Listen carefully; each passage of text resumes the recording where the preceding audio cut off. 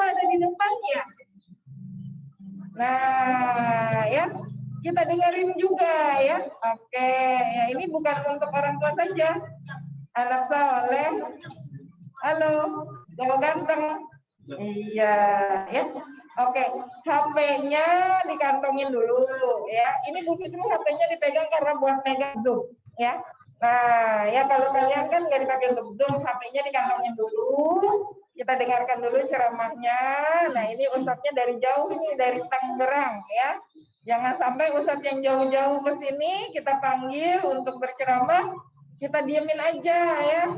Sayang sekali padahal beliau jauh-jauh ke sini ingin memberikan ilmu yang beliau punya ya, walaupun sebenarnya dengan waktu 1 jam ini belum semua ilmunya beliau keluar gitu ya.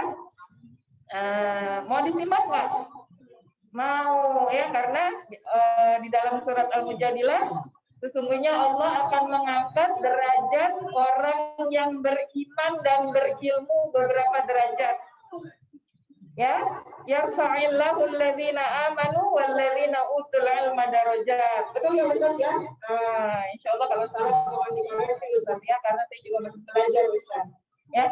Baik, kepada Ustaz Jaya Rukmana Haji Jaya Rukmana MA, waktu dan tempat saya persilahkan.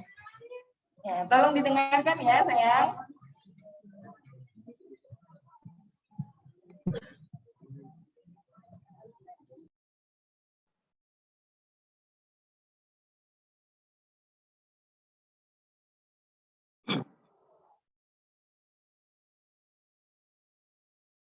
Bismillahirrahmanirrahim. Assalamualaikum warahmatullahi wabarakatuh.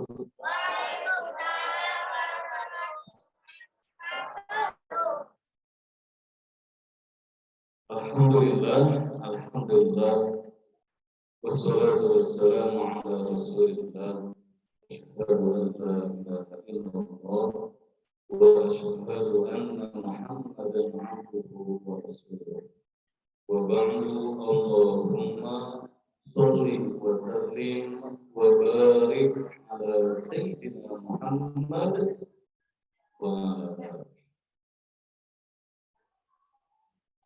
Baik, segenap jemaah adik-adik sekalian yang disayangi, dicintai, dibanggakan oleh Allah Subhanahu wa Ta'ala, dan tentunya yang sama-sama kita hormati ya, tuan rumah Sohibul Hajat, Sohibul Barid, Bapak Haji Bulma Khairi beserta Ibu Hajat Yantan, juga Ustaz Nurdin, juga Ustaz Safitri, dan tentunya anak-anak semuanya tadi yang dicintai, dibanggakan, disayangi oleh Allah Subhanahu wa Ta'ala. Anak soleh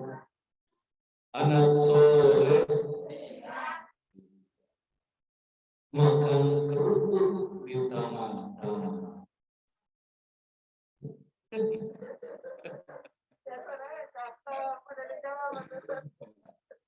Orang yang duduk semuanya beriman.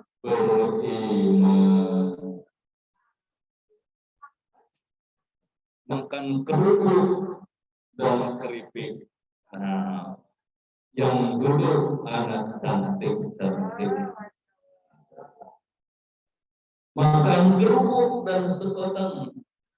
Nah, yang duduk coba mana yang ganteng?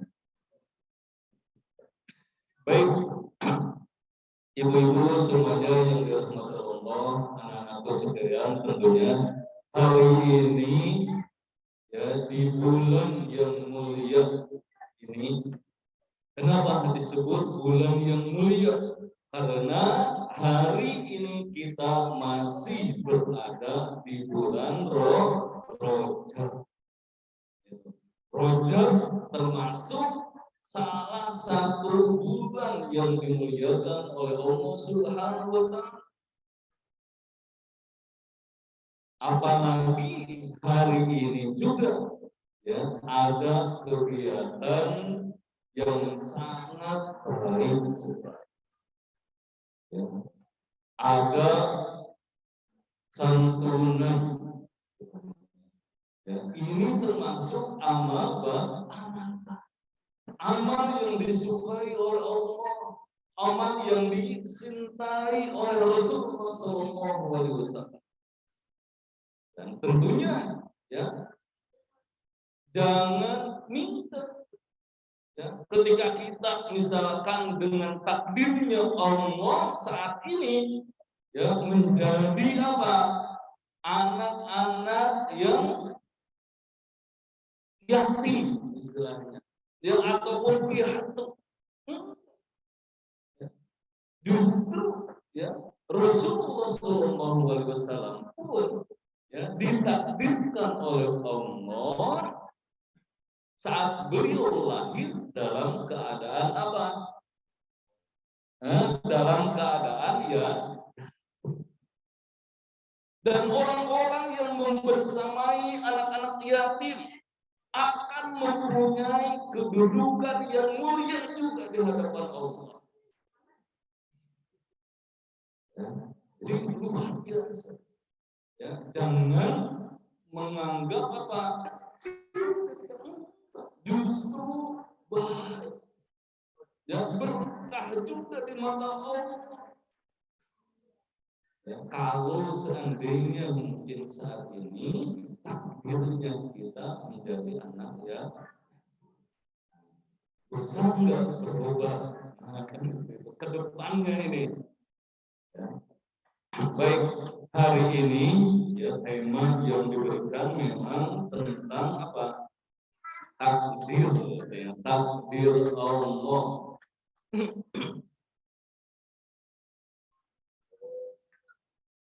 Jadi luar biasa, ya luar biasa sekali temanya. Ya satu sisi mungkin akan menyisir ya beberapa hal ya berkaitan dengan ya jamaah ya ibu yang dari sini. Namun sisi yang lain ini anak kita juga, anak-anak yang solehan juga. Ini tempat ini akan menjadi majelis Al-Quran. Ya. Orang yang bersentuhan dengan Al-Quran maka akan dimuliakan oleh Allah Subhanahu wa Ta'ala. Mau tidak anak soleh-solehah dimuliakan oleh Allah? Mau tidak? Nah, kalau kita mau maka ya ayo semangat, kuatkan niat setelah ini untuk belajar Al-Quran, untuk mencintai Al-Quran. Karena apa?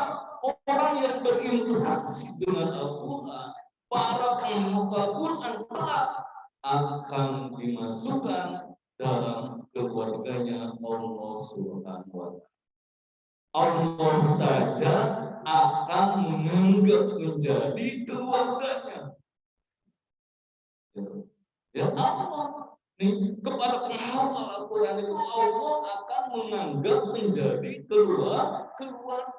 Yang namanya keluarga pasti akan dicintai oleh Allah, akan disayangi oleh Allah.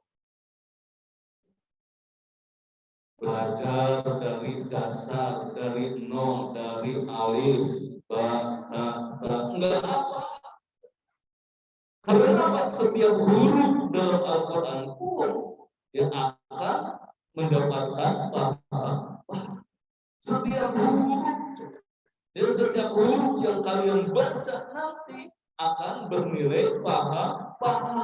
Bukan hanya satu pahala. Allah akan lipat gandakan 10 kebaikan. Setiap huruf Al-Quran akan diberikan pahala 10 kebaikan.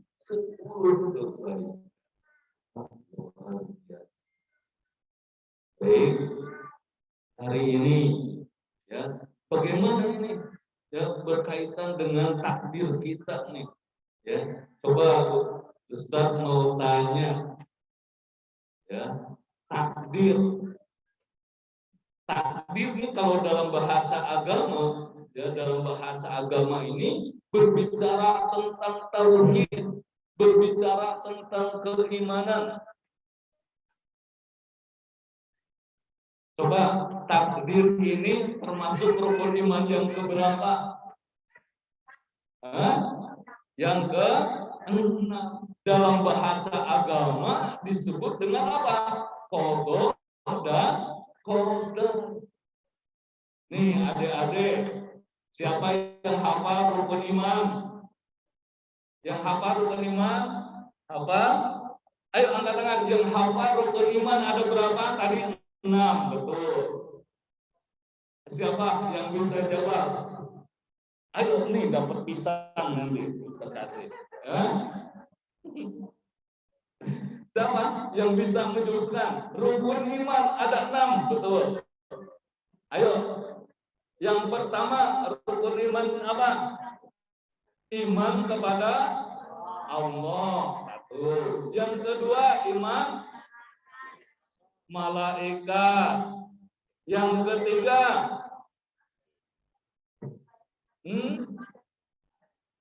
kepada apa? Kepada Rasul, boleh. Apalagi? Kepada kitab Allah. Berikutnya apa? Hari kiamat. Kemudian yang terakhir apa? Nah, qada dan qadar. Ya. Kalau kita orang Indonesia biasanya menyebutnya dengan apa? Takdir. Ya, takdir Allah. Itu qada dan qadar inilah takdir Allah. Semuanya sudah Allah tulis. Ya, Allah sudah menulisnya sejak zaman azali. Apa itu zaman azali? Sebelum menciptakan alam ini, ya, 50.000 tahun sebelum menciptakan alam dunia ini, alam semesta ini, Allah sudah mencatat yang namanya qada dan qadarnya di Lauhul Mahfuz. Sudah dicatat qadanya. Ya. Jadi kalian nih, tadi Ustaz sebutkan misalkan, ya, ditakdirkan saat ini sudah apa? Menjadi yatim. Itu takdir Allah. Ya, sudah dicatat sama Allah bahwasanya di qadanya zaman azalinya itu sudah dicatat oleh Allah. Dan ketika sudah terjadi saat ini, sudah ketahuan, ya, qadanya sudah berlaku, sudah berjalan dan sudah terjadi, maka itulah qadarullah, takdirnya kita atau kalian yang saat ini mungkin ada yang atau itu. Jadi sudah terjadi. Dan ini, ya, ini rukun iman yang ke-6 ini harus kita yakini, harus kita imani. Tidak sempurna iman kita, ya, iman orang yang beriman muslim. Kalau kita tidak beriman kepada qada dan qadar, ya, kepada takdir ini, nggak bisa sempurna iman kita. Karena apa? Iman yang 6 ini, rukun iman yang 6 ini harus kita yakini. Bahaya, ya, akan berbahaya kalau seandainya kita tidak beriman, tidak mengenal, tidak memahami yang namanya takdir Allah, qada dan qadar Allah itu harus dipahami. Bahayanya bagaimana?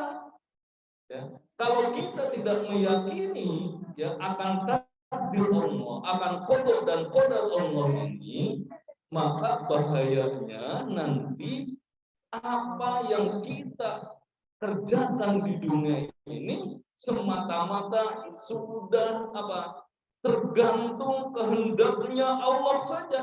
Kita akan menjadi seperti robot, kita akan menjadi wayang yang digerakkan oleh dalang.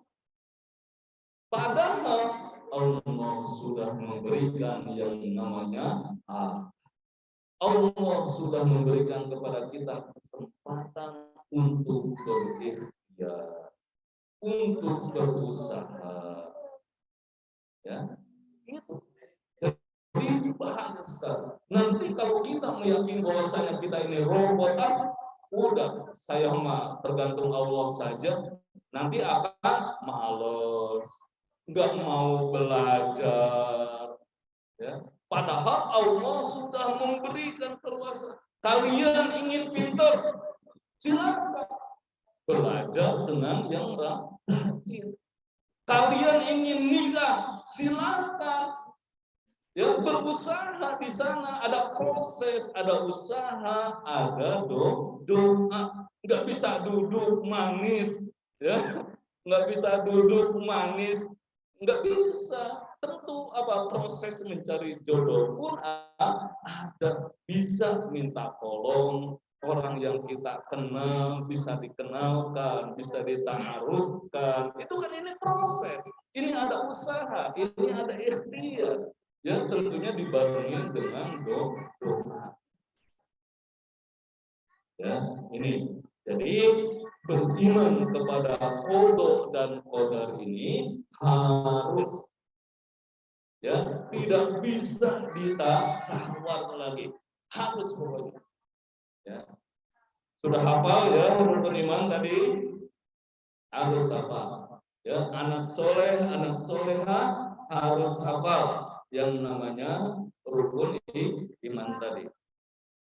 Berikutnya, nah, misalkan di dunia ini, ya, di dunia ini ada yang namanya kelahiran, ada yang namanya kehidupan, ya, ada yang namanya rezeki, ada yang namanya jodoh. Nah, ini bisa menghampiri kita semua. Dan ini, ya, yang terjadi di dunia ini pasti dengan adanya campur tangan Allah juga.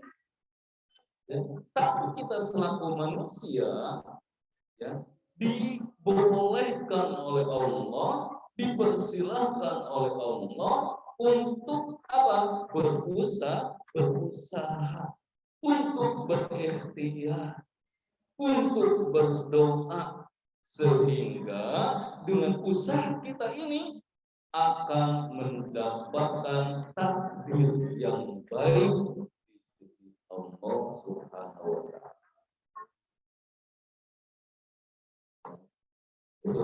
Jadi kita ini harus, yang pertama harus yakin.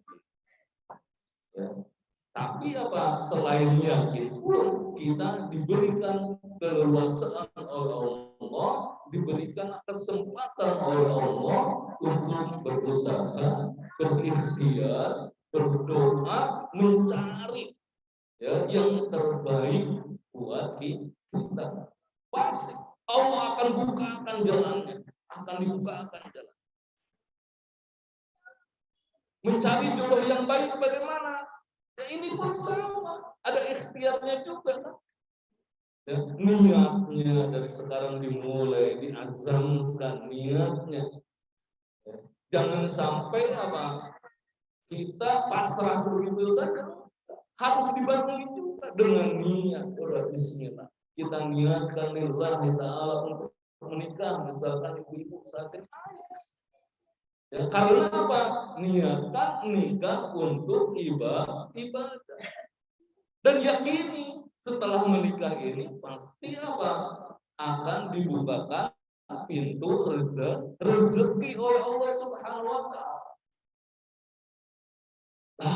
Bagaimana kok jodoh saya nggak datang-datang terus? Bisa jadi, selama ini kita pun selalu lalai, selalu mengabaikan akan perintah Allah. Dipanggil oleh Allah saat ada 5 waktu untuk sholat, nanti masih sibuk, nanti nanggung, nanti masih ini ada kesibukan yang lain, sebentar lagi, nanti sebentar lagi. Itu banyak kita melakukan seperti itu.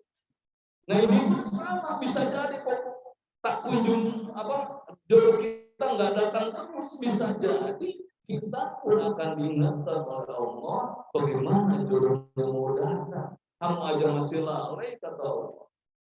Ya, disuruh sholat aja masih nggak datang ke masjid. Ini. Jadi harus ada timbal balik dari diri kita. Bismillah, ya Bismillah, niatkan betul. Ya saat ini yang berazam mungkin masih ragu. Ya, apakah saya ini harus tetap seperti ini? Apakah setelah ini mau menikah lagi, berkenan niat untuk ini lagi? Ya ini, ya Bismillah. Tadi niatnya untuk ibadah. Karena semuanya kalau sudah kita berumah tangga, itu semuanya nilai ibadah. Apapun akan bernilai ibadah nanti. Maka ini tidak akan sia-sia. Yang kedua, yakin bahwasanya rezeki Allah justru akan ditambahkan ketika kita menikah. Ya, Allah akan membuat kita kaya. Allah akan membuat kita banyak cara, banyak jalan, keran rezeki itu. Kalau saat ini rezekinya hanya diri kita saja, tapi nanti dari rezeki anak, rezeki suami, rezeki istri, itu akan keran rezekinya akan dibuka oleh Allah Subhanahu wa Ta'ala. Baik, sini ya. Ada nggak sih perbedaan yang disebut dengan qada dan qadar itu? Ya. Kalau qada itu ketentuan, ketetapan Allah, takdir Allah yang memang sudah Allah catat sejak zaman azal. Ya. Sejak di Lauhul Mahfuz itu sudah dicatat sebelum menciptakan alam semesta ini. Nah, sedangkan qadar ketika sudah terjadi, realisasinya ya sudah terjadi, itulah yang disebut dengan takdirnya. Takdirnya sudah terjadi. Qadarullah sudah terjadi. Jadi perwujudan daripada qada disebut qada. Nah, qada dan qadar inilah takdir Allah. Dan kita masing-masing ini sudah mempunyai. Ya, sudah mempunyai. Lalu ada enggak takdir Allah yang mungkin bisa berubah? Nah, ada pembagian. Ya, ada pembagian, ada yang disebut dengan takdir mu'allaq. Ada juga yang disebut dengan takdir mubrom. Takdir mu'allaq itu yang bagaimana? Ketetapan, ketentuan Allah yang masih bisa dirubah dengan ikhtiar, dengan doa kita. Tadi itu, ya, yang tadinya bodoh bisa menjadi pintar dengan proses apa? Belajar. Dengan proses belajar yang tekun, rajin, enggak pernah bolos. Ya, ini proses. Maka dengan proses, dengan ikhtiar, dengan doa, tercapailah dia menjadi anak yang pintar. Inilah takdirnya. Allah takdirkan dia menjadi pintar. Itu bisa berubah seperti itu. Yang miskin bagaimana bisa menjadi kaya? Ya dia pun bekerja dengan keras. Ya, saat ini misalkan nih, Allah takdirkan sederhana hidupnya. Ya miskin hidupnya, tapi dengan apa?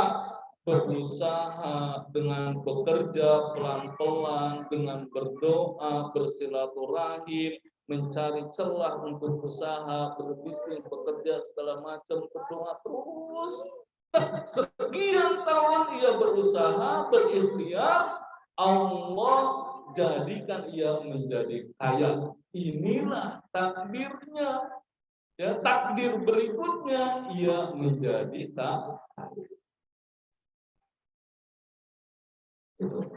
Jadi berbicara qada dan qadar ini ya nggak bisa dipisahkan. Saat ini nih, misalkan yang paling simpel, nih haus nih, Allah takdirkan kita haus saat ini, ya ditakdirkan, ya, haus, ya.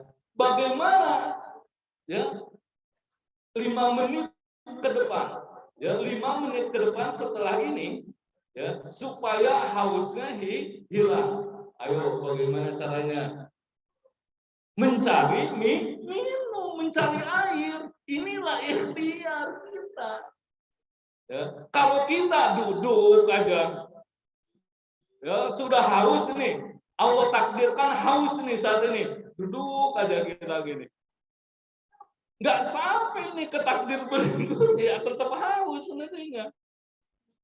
Ya. Nah, 5 menit ke depan kita berproses, berikhtiar, berjalan. Ambil gelas, dispenser, cari aqua.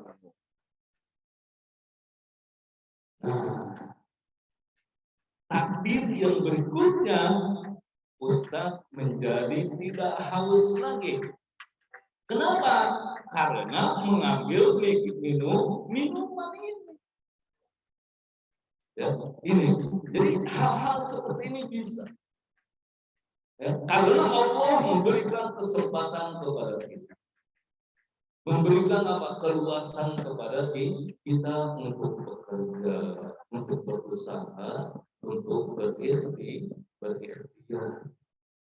Ya, sehingga tadi takdir yang pertama kita haus, ya setelah kita mencari minuman, kemudian minum, hilanglah haus tadi, menjadi apa? Tidak haus lagi. Inilah takdir berikutnya. Nah, jadi akan seperti ini. Ya, takdir Allah itu bisa, ya bisa berubah. Ya, dengan kekuatan doa, dengan ikhtiar. Nih, ada kisah. Ya, Ustaz sampaikan kisah. Berkaitan mungkin bisa jadi ya dengan takdir Allah juga. Karena proses yang kita lakukan, ya apa yang ada di dunia ini semuanya tidak akan lepas daripada qada dan qadar Allah. Ya. Tahun 2011 lah ketika itu. Ya, tahun 2011 ya. Saat itu takdirnya Ustadz nih, ya takdirnya Ustadz masih punya anak 1. Ya, di 2011 ya istri mengandung ya, dan bersiap untuk melahirkan 1. Nah, ketika akan proses lahiran, ya akan proses lahiran, ketika itu saya hanya mempunyai bekal ketika itu 2 juta rupiah. Ya konsultasi lah saat itu konsultasi. Ya ke kakak, kebetulan kakak ipar ada seorang bidan ya yang biasa itu tanya-tanya, oh kalau seandainya dengan uang 2 juta ini bagaimana nih ya untuk penanganan lahiran, udah ya, cukup di bidan saja. Jadi pakai bidan. Ya, udah di klinik Empo saja. Udah. Ya, bismillah ketika itu ya dengan niat ya karena mempunyai biayanya 2 juta ketika itu udah ya dibawa ke klinik ya tempat Empo kita bekerja sampai. Nah, proses lahiran ternyata lama. Ya lama sekali. Ya lama sekali. Datang pagi, perkirakan zuhur sudah lahiran enggak. Ya, sampai setelah asar masih belum juga. Sampai maghrib masih belum juga. Nah, menjelang Isya, Empok nih kan nanganin tuh. Enggak bisa. Apa sih Empok ini? Ini harus sama dokter katanya. Ya, harus sama dokter. Udah kok. Ya. Yang penting selamat. Ya bayinya selamat, ibunya selamat. Udah gitu aja. Nggak pikir panjang segala macam. Akhirnya setelah itu tapi tunggu dokter sebentar lagi akan datang. Ya, ditunggu. Ya kita sudah tegak. Ya melihat istri yang kesakitan, ngaji Quran, baca sholawat, sudah ini terus banyak. Ternyata ya habis Isya lah jam 8-an mungkin. Ya jam 8 itu baru datang. Ditanganilah sama dokter. Ya, memang ini si bayi itu apa istilahnya? Sungsang. Ya sungsang lah. Ya, posisinya itu. Ya. Nah, dokter ini memang dokter senior, ya, pemilik klinik gitu, pemilik klinik tersebut. Akhirnya, ya dan terkenal beliau ini dokter yang sudah banyak menangani pasien ibu hamil, yang kalau sungsang itu ya pokoknya digimanain sama beliau gitu.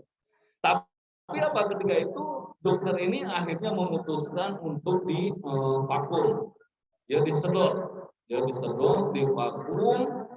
Ya, akhirnya ya udah Bismillah saya juga.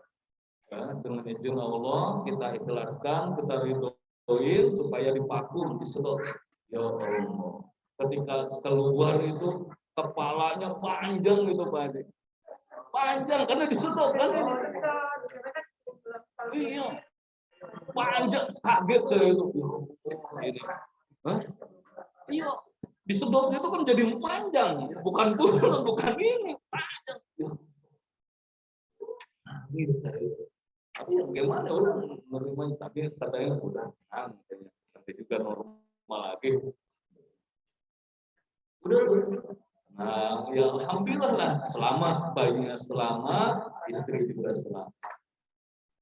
Ya, sehari, ya, 2 hari. Ini kan di luar planning ini. Ya, tadinya apa? Normal, biaya ke bidan, 2 juta juga beres tuh. Ini harus nginep di vakum sama dokter, nambah hari, waduh gitu. Udah besoknya mau ini pokoknya. Besok nih udah berhari-hari kan. Kata Empo itu udah besok udah bisa check out, udah bisa keluar. Nah, malamnya ini harus saya pusing ini. Ya, biaya yang 2 juta tuh udah kepake. Udah beli kendi lah, ya untuk hari-hari, udah untuk makan, untuk ini ke pasar, ya terus apa beli ya karena bayi kan dibeli apa cincin kecil lah dan ditandai gitu ya. Pokoknya udah ini. Nah besok jam 12 siang harus check out, malamnya itu baru saya berpikir keras. Nih, biayanya dari mana? Ini udah itu aja. Tapi udah Bismillah aja. Ya kita yakin aja masa sih Allah Maha Kaya nggak kasih jalan solusi terbaik. Malamnya itu langsung Bismillah ngetrek itu. Saya niatin betul untuk apa? Sholat tahajud, sholat hajat, sholat witir. Udah Bismillah. Ya, habis sholat tahajud, sholat hajat, witir, ngaji lagi, baca Yasin, Al-Mulk, Ar-Rahman dibaca semuanya. Ketika berdoa terakhir, munajat sama Allah, ya Allah, besok saya akan keluar, akan check out biaya untuk lahiran ini meleset ya sesuai dari perkiraan. Bagaimana ya? Minta solusi dari Allah ya. Berdoa sehusu-husunya, minta kepada Allah, angkat tangan sambil pejamkan mata, kemudian dibuka terakhir di depan sejadah. Coba ada enggak? Enggak ada. Teori manusia kan, akal-akalan apa? Kita ingin apa? Di depan sejadah itu ada segepok uang ya. Iya, betul nggak ada? Iya, akan seperti itu, segepok enggak. Tapi ya udah, yang penting saya yakin saya sudah ngadu ke Allah, saya sudah minta, sudah lapor ke Allah. Ya, nah, menjelang subuh, karena di klinik ketika sekarang sudah menjadi rumah sakit. Nah, sekarang rumah sakit Ashifa Tangerang, dulu masih klinik. Nah, udah subuh saya izin lagi ke istri. Udah, karena tadi sholat sendirian di klinik, nggak ada jamaah. Udah, saya mau mengambil sholat berjamaah di masjid. Keluar, hujan rintik-rintik, saya nyari ke komplek ada. Alhamdulillah. Ya. Nah, kan ada hadis ya, siapa orang yang sholat subuh berjamaah, kemudian duduk berzikir kepada Allah sampai terbit fajar, ya kan, maka akan mendapatkan pahala Isra. Ya, pahala haji dan umroh secara sempurna. Saya niatin itu tuh. Saya niatin betul. Sholat subuh selesai, habis sholat subuh udah duduk aja, duduk manis. Ngaji Quran lagi. Ngaji yang asin, ar-Rahmanullah, kemudian sholawat, istighfar terus. Targetnya sampai terbit matahari. Yang lain udah pada pulang, udah kosong segala macam. Sama ketika itu pun. Ya, ketika itu pun sama, saya sampai terbit matahari, sholat Isra 2 rakaat, ya, kemudian lanjutin juga saya sholat duha langsung. Nah, sama, munajat lagi di sini lebih ini lagi, tajamkan lagi. Ya Allah, siang ini akan check out, ya, biaya belum ada sama sekali. Karena yang 2 juta itu sudah kurang, sejuta lebih lah. Tinggal sejuta lebih. Ya, sedangkan saya cari-cari informasi, ini berapa bu biayanya?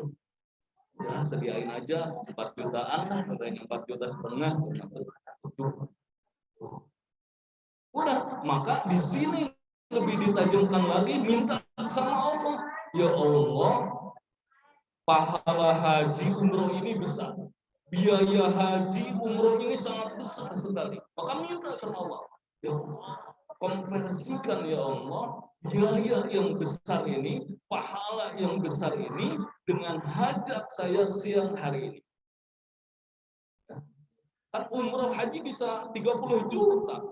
Ya, umroh bisa 30 juta ke sana. Maka saya minta tuh ya Allah, masa ya, saya membutuhkan biaya sendiri. Maka pahalanya Allah konversikan ya Allah. Tutup mata lagi, ya, pejam mata, dibuka perlahan, saat itu sama persis di sejadah tersebut. Nah, yang ini ada nggak kira-kira? Nggak ada juga. Nggak ada juga. Nggak ada, kosong. Ya udah pulang, akhirnya di hati itu begini aja. Nanti juga mertua datang, masa sih nggak ngasih, gitu tuh. Nanti mertua juga datang, masa sih nggak ngasih pinjaman, gitu aja tuh aja. Udah datang ke istri bilang, gimana? Wah sehat, dijemur tuh, bayi dijemur. Banyak yang ngucapin selamat, Ustaz selamat ya bayinya lahir, banyak tuh. Hari itu tiba-tiba ya ketika dulu itu ada yang nelpon masuk. Pak Pak Ustadz, selamat ya, katanya. Saya lagi di Aceh, katanya. Tapi Ustadz sekarang datang aja ke rumah deh. Datang ke rumah ketemu ibu, katanya. Ya udah, siap Pak Haji. Udah, saya dapat telepon, beliaunya di Aceh. Itu dari Tangerang saya harus ke Selipi, Jakarta Brabat. Nah, ke Selipi itu belakang Golkar itu sana. Nah, sana toh sampai sana, Assalamualaikum. Pak Haji, tadi saya ditelepon Pak Haji suruh ke sini.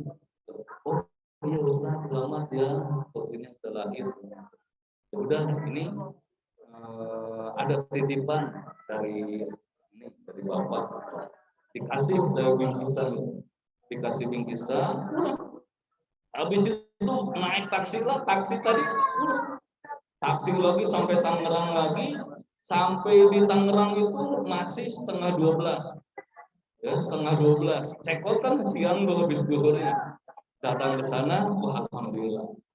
Ke istri, mertua juga belum datang. Saya sampaikan, ini Bun, ya ada sesuatu, silakan. Alhamdulillah. Ya, bingkisan tersebut yang tidak diduga-duga ini ada bingkisan uang 3 juta rupiah. Nangis saya sujud syukur, nangis sama istri itu. Ya Allah, masih di penghujung ternyata nikmat ini. Udah selesai itu administrasi pulang. Ini belum selesai ini. Besok 2 hari sampai di rumah, ditelepon lagi dari klinik itu. Pak Jaya ya, iya, putrinya ini kan iya, udah sekarang Pak Jaya ditunggu ya di bagian keuangan di klinik kami. Udah, apa? Udah datang aja. Ada apa lagi?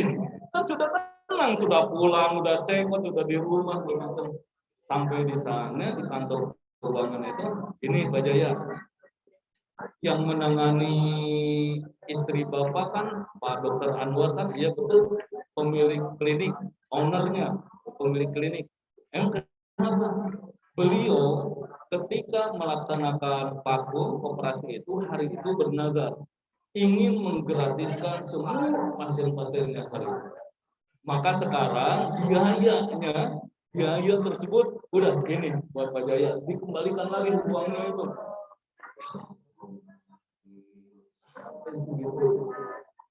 Ya. Nah ini kan berbicara apa? Takdir itu juga sama. Ya, saya juga kan nggak ngira. Ya kalau saya nggak berusaha, nggak berikhtiar, mungkin nggak nyampe juga sampai ke titik itu. Ya, nggak sampai ke titik itu. Ya, jadi adik-adik semuanya, Bapak Ibu semuanya, ya harus kita yakini dulu bahwasanya takdir Allah ini akan diketahui kalau seandainya sudah terjadi. Maka inilah yang menjadi motivasi kita untuk berdoa, untuk berikhtiar supaya lebih baiklah. Maka sikap kita terhadap takdir Allah, ya sikap kita terhadap takdir Allah adalah cukup kita harus menerima dengan ikhlas, tapi dibarengi. Ya kita harus bertawakal kepada Allah, tapi harus dibarengi dengan ikhtiar, dengan doa. Gak boleh kita protes. Ya, kalau kita protes, ya ujung-ujung apa tandanya kita tidak bersyukur akan nikmat Allah. Gak boleh. Ya, nggak boleh kita memprotes ya, sehingga kita ingkar akan keputusan Allah, kita takdir yang menyalahkan Allah nanti jatuhnya, dan ini bahaya. Justru sebaliknya kita harus tetap bersyukur, berbaik sangka kepada Allah, yakin sepenuhnya. Maka tanda-tanda keimanan kita yang kuat, salah satunya beriman, meyakini akan takdir Allah. Ada yang baik, ada yang buruk, tapi semuanya adalah untuk pembelajaran buat kita. Yang baik membuat kita semakin bersyukur kepada Allah. Yang buruk, kita pun harus bersabar atas musibah dari Allah. Tapi habis itu berikhtiar lagi, berdoa, meminta kepada Allah supaya menjadi baik di mata Allah Subhanahu wa Ta'ala. Baik, Bapak-bapak, Ibu-ibu, anak-anak sekalian yang disayang Allah Subhanahu wa Ta'ala, ya tidak terasa waktunya sudah sampai juga, dan mudah-mudahan ya yang paling utama adalah ya dalam kajian ini bagaimana kita bisa percaya, yakin sepenuhnya akan takdir Allah. Tapi kita nggak boleh protes, berburuk sangka ke Allah. Kita harus tetap berbaik sangka, berhusnuzon. Dan jangan lupa selipkan ikhtiarnya, doanya, agar semua ini nanti ke depannya kita mendapatkan takdir yang baik di mata Allah Subhanahu wa Ta'ala. Mudah-mudahan ya yang singkat kita hari ini ya belajar, ya sharing, mendapatkan keberkahan Allah Subhanahu wa Ta'ala. Insyaallah yang namanya majelis ilmu akan didoakan oleh para malaikat. Adik-adik semuanya yang berdoa, ibu-ibu yang berdoa saat ini akan dikabul, diijabah oleh Allah Subhanahu wa Ta'ala. Karena di sini pun hadir para malaikat Allah Subhanahu wa Ta'ala. Mohon maaf kekurangan ya sebelum dan sesudahnya, dan terima kasih bagi yang terhormat dan saya sekali yang atas waktunya, yang mudah-mudahan Allah senantiasa memberkati kita semuanya. Hadanallahu wa iyyakum ajma'in. Wassalamualaikum warahmatullahi